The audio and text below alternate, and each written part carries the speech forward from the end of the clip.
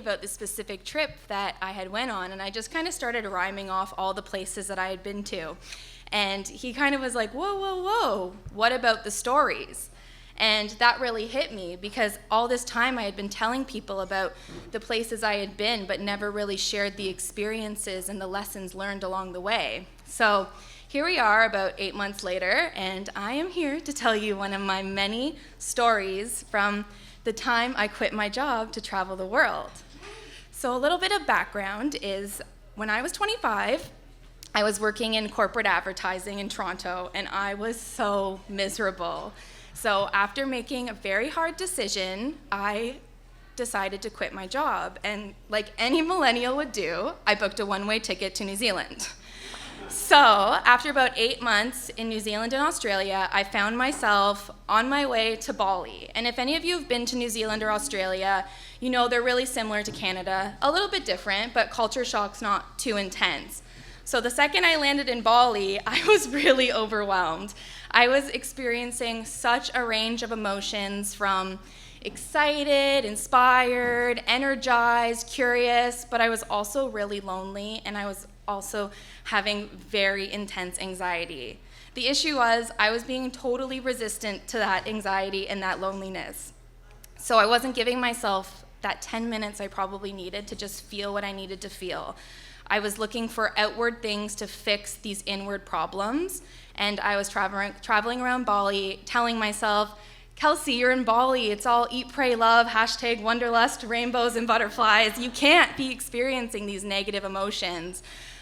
When in hindsight, I knew that I probably just needed to give myself that time. So I toured around, and I eventually found myself in the famous Gili Teas, and I made my first friend in Bali, and I was so excited. And ironically, her name was also Kelsey, and she was also from Canada. So I traveled all the way across the world to just meet a girl from Ontario with the same name. Anyways, she informed me that in a couple of days she was going to be hiking up Mount Rinjani, which is located in Lombok, Indonesia. And me, being desperate not to be alone anymore, was in. I was fully ready to go. What Kelsey did not tell me was that that volcano had actually erupted 2 days prior, and there was a national advisory out not to climb the mountain due to the potential of a second eruption.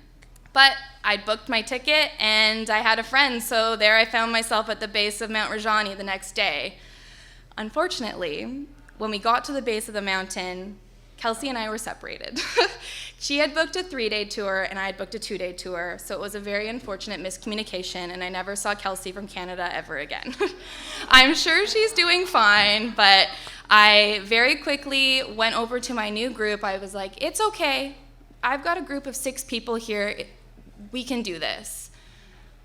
However, my group was comprised of a couple from China who did not speak any English, and I certainly do not speak any Mandarin or Cantonese, and a group of 4 teenage boys from Poland who practically sprinted up the mountain. I, however, was not in any physical shape to do that. So there I was, very quickly realizing that I was going to be in this alone. And it's kind of funny in hindsight, that loneliness that I was resisting was only being met with me in tenfold.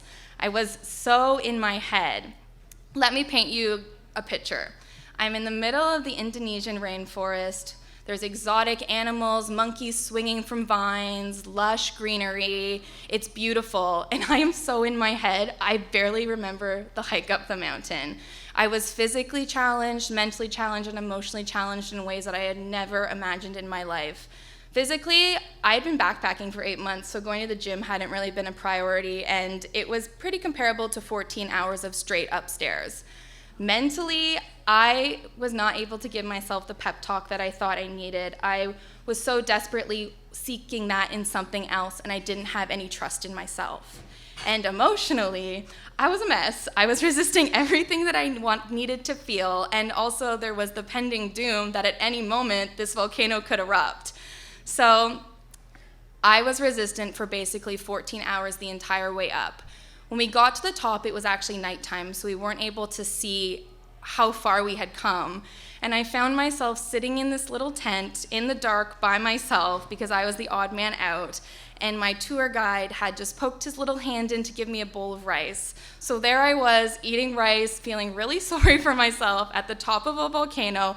The wind was howling and clashing on my tent. And once again, the volcano could erupt at any moment. So it quite literally was a dark night of the soul.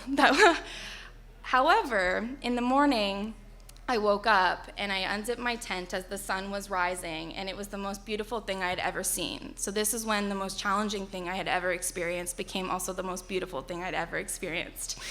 There were clouds everywhere, and everything just made sense. Even though my body was in such physical pain, I forced myself to walk the little bit that it took to get to the crater's edge, and there was a beautiful blue lake down, and a little volcano inside with the smoke coming up from the eruption that had just occurred. And it was like that anxiety and that loneliness lifted, and everything was okay. It was a moment of such everything and nothing all at the same time.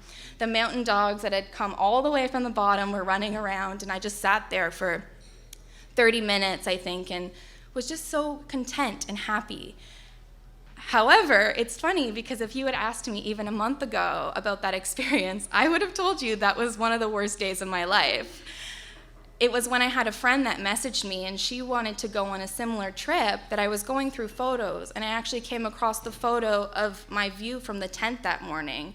And in that moment, my perspective totally shifted, and I had to laugh at how it was such a metaphor for life, that sometimes you have to climb up an active volcano to get to that moment of clarity and calmness, and that when you're resistant to the journey, it's only harder.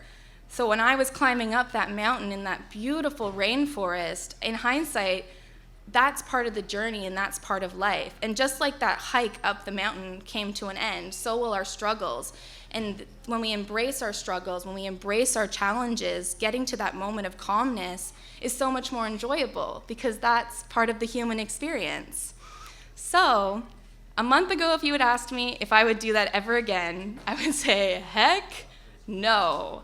But with this change in perspective and having a couple years to sit with that, now if you were to ask me, I probably would be first in line. Honestly, I'd probably be sprinting up it with those Polish teenage boys. So, thank you.